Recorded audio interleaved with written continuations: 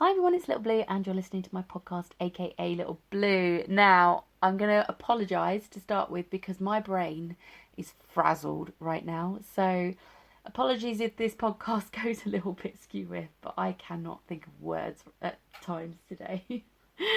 Oh, and happy half-term hump day to all of you parents, grandparents, aunties, uncles, carers, anyone who is looking after the kids this week while they're on school holiday. You guys are superheroes. High five, fist bump, massive hugs going to you. Because honestly, it's tough. It's really tough, especially if you're doing it solo, whether your other half's at work and you're at home on your own, or you're a single parent like me. Honestly, hats off, hats off. Let's get through this.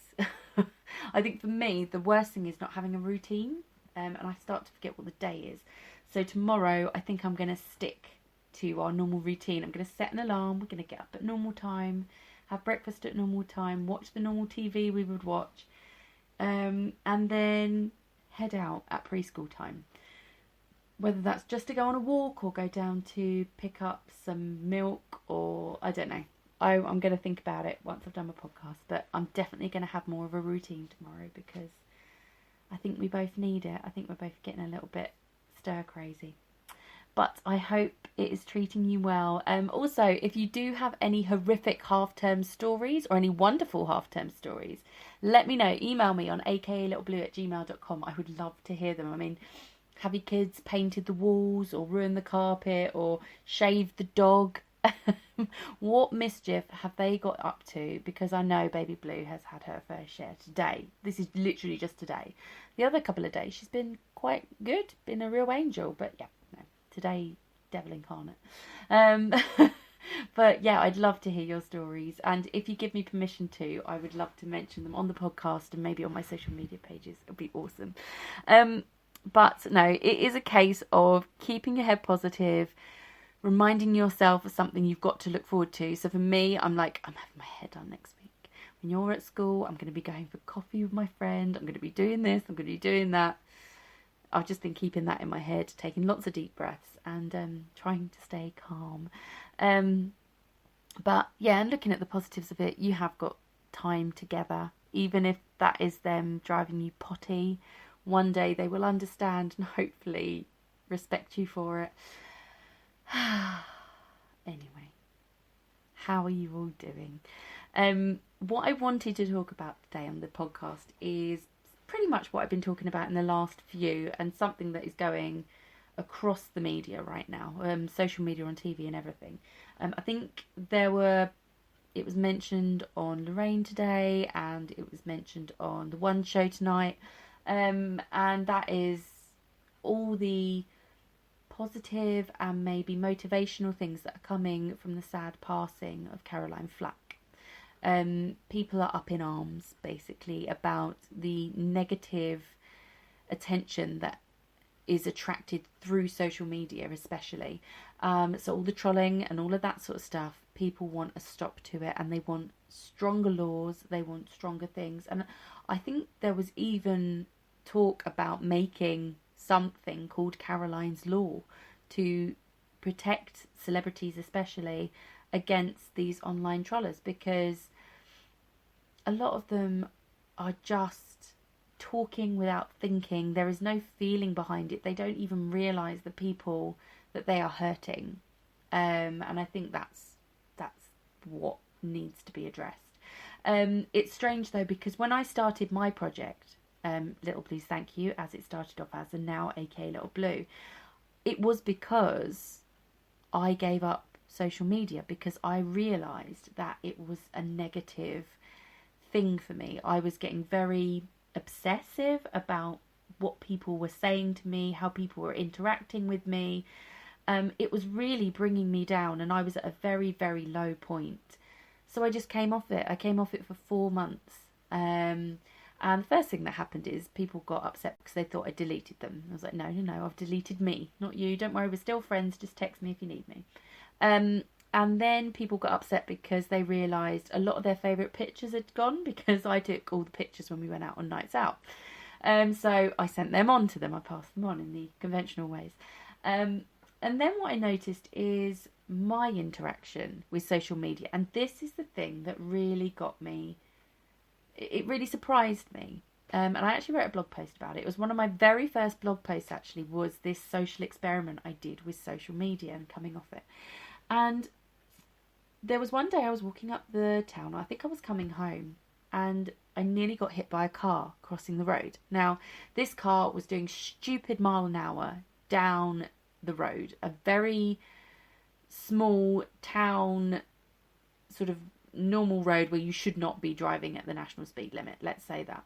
And they came out of nowhere, nearly hit me, and I grabbed my phone and went to have a rant on Facebook. Blah, blah, blah, blah, blah, blah, blah. Oh, deleted the app. Couldn't. What I did do, I opened the notes in my phone and I put note number 1. On such and such a day, I did this, blah, blah, blah. Noted it down. And then the next time I reached for my phone to put something on social media, I was like, oh, okay. Noted it in my notes rather than putting it on social media. And then after sort of 3 months went by, I started to review them. And I noticed more often than not, the posts I was wanting to put on there were negative. They were me moaning about nearly being hit by a car, or a TV show I'd seen, or the fact that people weren't treating me right, or how the system doesn't work, or anything that I could moan about, I wanted to post it on social media. And it really got me thinking about online presence.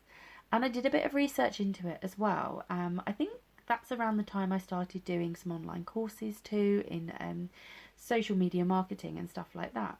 And what I found was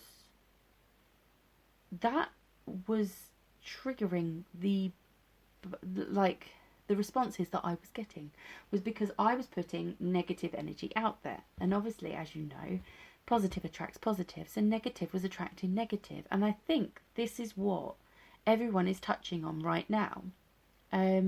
So I'm not saying that Caroline Flack was putting out negative energies, that's why she was getting it back, but the media were doing it for her, pretty much. There were all these awful stories, and because they were doing that, it was then getting diverted to her, and she couldn't cope.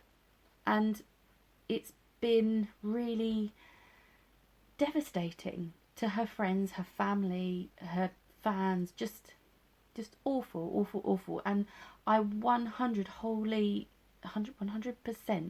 wholly agree that there is this massive uproar, especially with celebrities and well-known people, that there should be more done to protect everyone on social media against trolling. There should be harsher rules, harsher penalties. I know a lot of people, or I don't know them actually, I've seen people on Facebook and they're like, oh, I got blocked again. Oh, it's alright, Facebook police have been out again, I've got another ban for a couple of months. They get banned for 3 months and then they come on and do the exact same thing.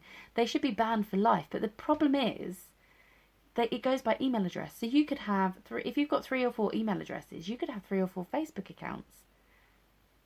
That's the problem, because you're technically a different person.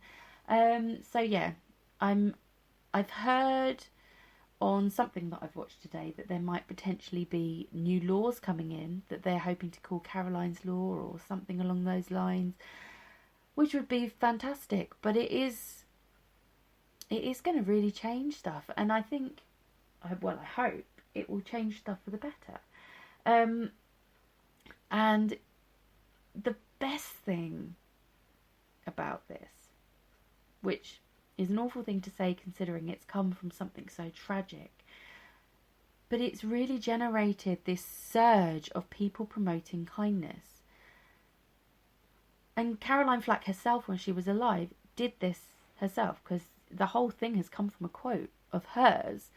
And it's wonderful. It is wonderful. I mean, I obviously follow the hashtags kindness counts, kindness. I look out for them. I follow them on Instagram.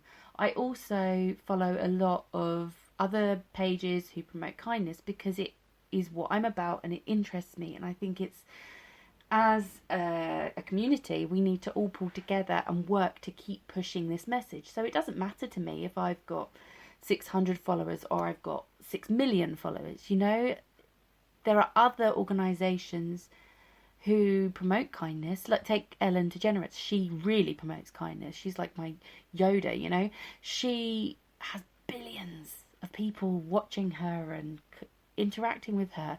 But if I can spread the messages she's spreading, it's that word of mouth sort of thing, and we can just make the world such a better place, one by one. And what I've noticed in the last few days, I'm getting recommended more and more kindness pages, and the pages of positivity, kindness, mental health awareness, they're all brand new pages. None of them have been around for a while. It all says this page has only been around for a week, this page has been around for a few days. So it is actually prompting people to start promoting kindness themselves and starting their own pages, which is incredible. So please, let's start a massive, great big wave of positivity and kindness to just wipe out these awful negativity trolls that seem to think it's hilarious to post what you want to post. And let's all take a good hard look at our online presence and what we use social media for, because I'm telling you, when I did it for myself, 100% changed how I interacted online. I will now, if I see something that annoys me, unless I feel something needs to be said, I will either do it personally, so I will send a private message, especially if it's someone I know, or I will just keep scrolling. Because if somebody who is deliberately going out to cause upset or make someone uncomfortable, if they don't get any airtime, if no one reacts to their post, they've failed in what they were trying to do, what they were setting out to do. So just don't react to it. If nobody reacts to it, there's no fuel to their fire, and they'll soon give up and change their ways, hopefully. Because they just look like the a-hole and not you. If you retaliate against it, then they're like, yes, fish is bitten. I can reel him in. You know? So if you do see something, or somebody winding you up or trying to wind someone up, don't say, oh, stop it because of this and this. Just keep scrolling. Just leave them to it. They don't need the airtime. They don't need the likes, because the more people that comment and put their little bit in, the more that post will then get put back on, and it will stay on, and that the life of that one post will be there all day, whereas it could be about 10-15 minutes if nobody commented on it. We've got to think like that. And don't share any of their posts. Don't do anything. If it is unkind, if it is hurtful, if it is unnecessary, just leave them to it. Honestly, do not add to it, because the more, even if there was a dislike button, which everybody wants, even that would bring attention to that post, and that's not what you want. So yeah, let's all think about our relationship with social media, how we look online. I mean, I'd love to know how you all perceive me.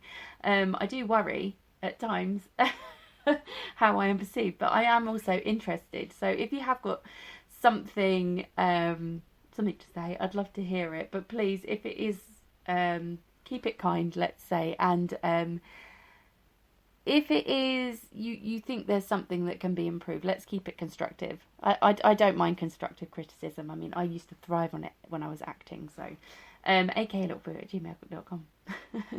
But yeah, don't say anything hurtful, because that's the whole point. And I'll tell you what, if you do say something hurtful, it says more about you than it does about me. I'm a lot stronger than I used to be, let's say. Anyway, I'm going to bring this podcast to a close. Keep going, mummies and daddies, on half term. We got this. We can do this. And everybody, please stay kind. Please stay compassionate. Look after your friends. Look after your family. Look after yourself. And if, like me, you get a bit lonely, especially in these school holidays where everybody else seems busy and it's just you and the little ones, reach out to someone, because there will always be someone to help. I mean, look at Caroline Flack. She had all that love, and none of us know if she knew it. Anyway, take care of yourselves, and I'll see you all tomorrow. Bye.